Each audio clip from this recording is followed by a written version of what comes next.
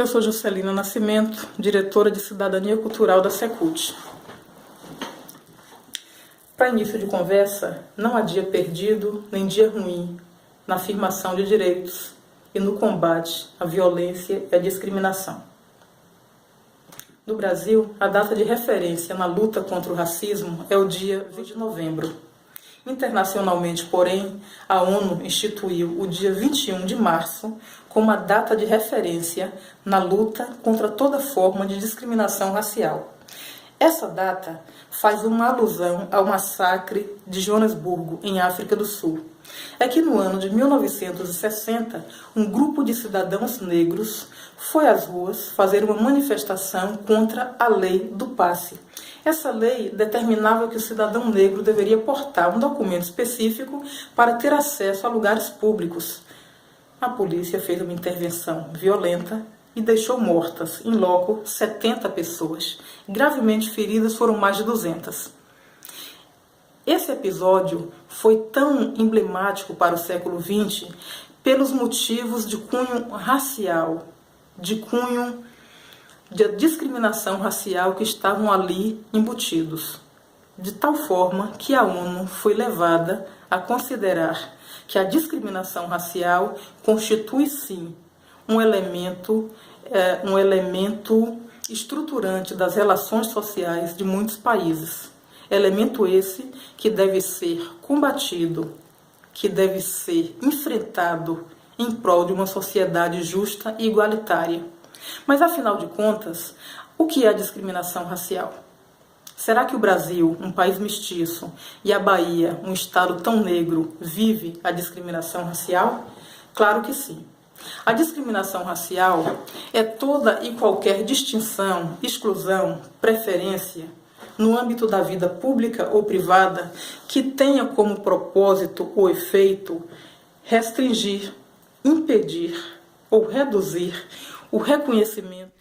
Olá pessoal, hoje 21 de março, Dia Internacional contra a Discriminação Racial. Vamos entrevistar Jussiene Nascimento, docente da Universidade do Estado da Bahia, Campus 18, pesquisadora sobre educação étnico-racial pela UFES. Jussiene, a que se deve a discriminação do Brasil, já que é um país multicultural? Essa questão discriminatória no nosso Estado federativo é uma questão muito mais ampla do que se imagina.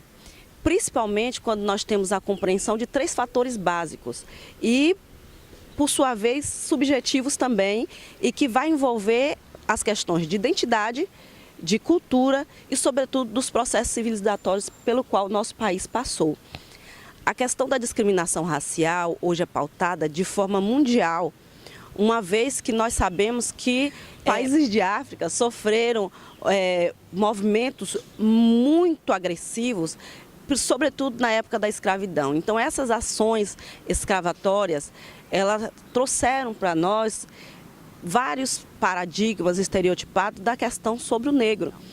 Então, a primeira questão que nós precisamos colocar é sobre a questão identitária negra. Quem é o negro, afinal de contas? E por que, no âmbito da história, esse negro vem sendo subjugado, ele vem sendo tratado de uma forma em que a sua humanidade é colocada sob alguns seres humanos. Então, é uma questão subalterna, como se ele fosse menor do que os outros. Então, nós precisamos entender que a identidade, ela faz com que nós compreendamos quem somos. Então, quando a gente, a grosso modo, porque o nosso tempo de entrevista não permite, quando nós entendemos a identidade, nós vamos falar do ser. Quem é o ser humano? Esse ser, segundo até o filósofo Heidegger, ele diz o seguinte, que todo ser humano ele é formado por 2 partes muito importantes.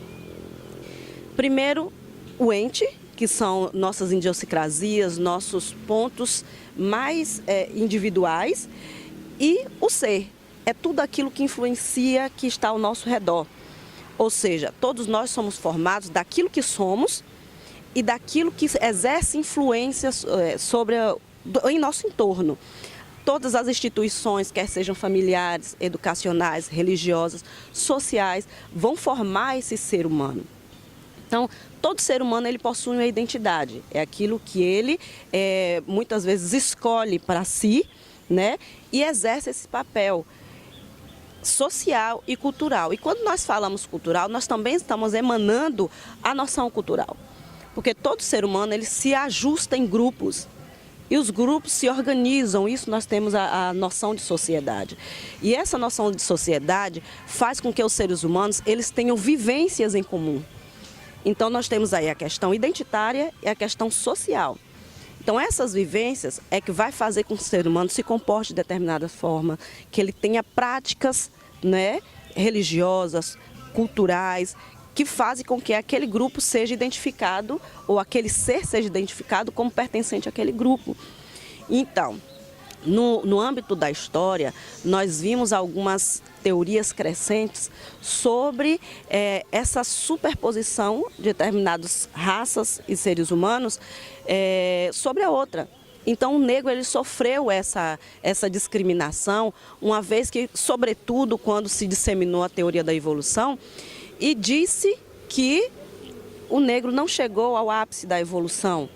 E por isso talvez nós podemos até compreender ou não compreender, sobretudo não compreender o porquê de alguns negros serem chamados estereotipadamente de macacos. Sobretudo em lugares públicos, a gente pode ver frequentemente na televisão pessoas agredindo a nossa raça através de Memes. Exato, não só os memes, mas agressões fortes, ações mesmo, tipo jogar uma banana em pleno estádio, justamente querendo evocar esse estereótipo do macaco. Só que se nós formos levar em consideração a questão identitária e a questão da formação humana, nós precisamos pensar, se o negro é um macaco, então quem está chamando o negro de macaco também o é, porque somos todos seres humanos. Aí nós chegamos à questão do processo civilizatório. Nosso país ele foi formado por questões muito graves, por uma força civilizatória muito agressiva. Então, os países de Europa chegaram ao nosso território se pensando civilizados, se pensando todos já como gente pertencente a uma cidade, né? Quando a gente fala essa civilização, significa a educação pertence a, e pensando também que as religiões dessa civilização seriam as religiões, vou colocar entre aspas, as certas, é aquilo que deve ser seguido, somente aquilo que deve ser aceito, predominando uma cultura extremamente branqueada.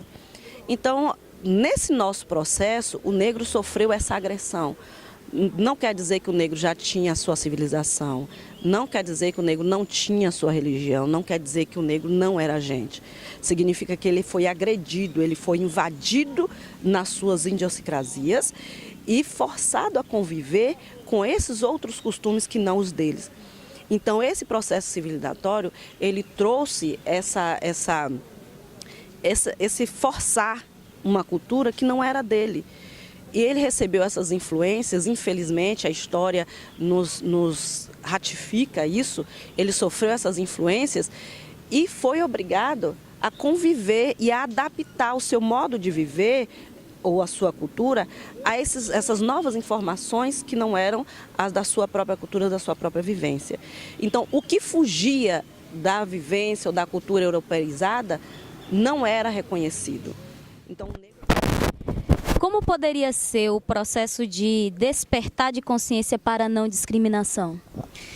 Eu penso que ele passa, sobretudo, pela educação. Por isso, quando nós falamos de educação étnico-racial, ela vai tentar trabalhar os indivíduos para que ele desperte essa consciência altera, essa consciência de que ele precisa se reconhecer enquanto outro, enquanto dependência do outro, se compreender enquanto ser, que também a sua existência ela é dependente da existência do outro. Então, tudo gera em torno do respeito.